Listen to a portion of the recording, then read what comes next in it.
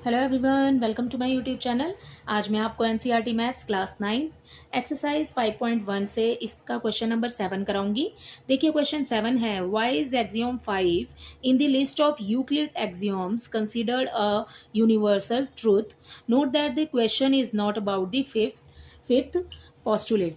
ठीक है, देखिए यहाँ पर इस क्वेश्चन को सॉल्व करने के लिए हमें पता होना चाहिए कि एक्सियोम 5 क्या है। Axiom 5 is the whole is greater than the part. ठीक है, जैसे कि मान लीजिए आपके पास में ये होल है, अगर इसमें से हम इसका एक पार्ट ले लेते हैं, सो जो होल है वो ऑलवेज ही ग्रेटर होगा, ठीक है, देन दी पार्ट।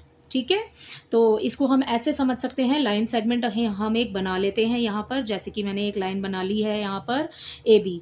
ठीक है, ये ए बी एक लाइन है, मैं इसके बीच में एक पॉइंट बना देती हूँ सी और यहाँ बना देती हूँ डी। ठीक है, अगर मैं यहाँ पर लिखती हूँ तो अगर मैं लिखती हूँ कि जो ए सी है, ठीक है, ये वाली जो ये वाला पार्ट है, ठीक है, ये ऑलवेज ही हमेशा ही छोटा रहेगा पूरे ए बी से। ठीक है, A B is greater than A C, क्योंकि ए बी जो है वो पूरी एक लाइन है और ए सी जो है उसका एक पार्ट है। ठीक है, ऐसे ही आप ए डी भी ले सकते हैं, ए डी भी छोटा ही है ए बी से।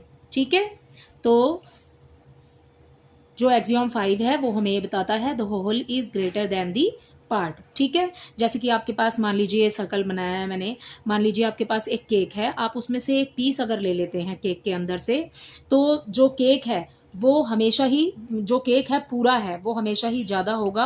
अगर हम उसमें से केक लेते हैं तो वो पार्ट जो है उसका वो छोटा ही होगा। ठीक है, जैसे कि बंच ऑफ ग्रेप्स मान लीजिए आप कि हमारे पास बहुत सारे अंगूर हैं, अगर उसमें से हमने एक ले लिया तो जो बंच है वो ज़्यादा ही होगा, उसमें से एक ग्रेप तो कम ही होगा। ठीक है, तो इसके 3 एग्जाम्पल हो गए हैं, एक ये फर्स्ट हो गया, ये सेकंड हो गया और थर्ड वाला ग्रेप्स का एग्जाम्पल है। सो ये प्रूव करता है the whole is greater than the part. ठीक है, इसी के साथ आपका क्वेश्चन नंबर 7 कंप्लीट होता है। आई होप ये आपको अच्छे से समझ आया होगा।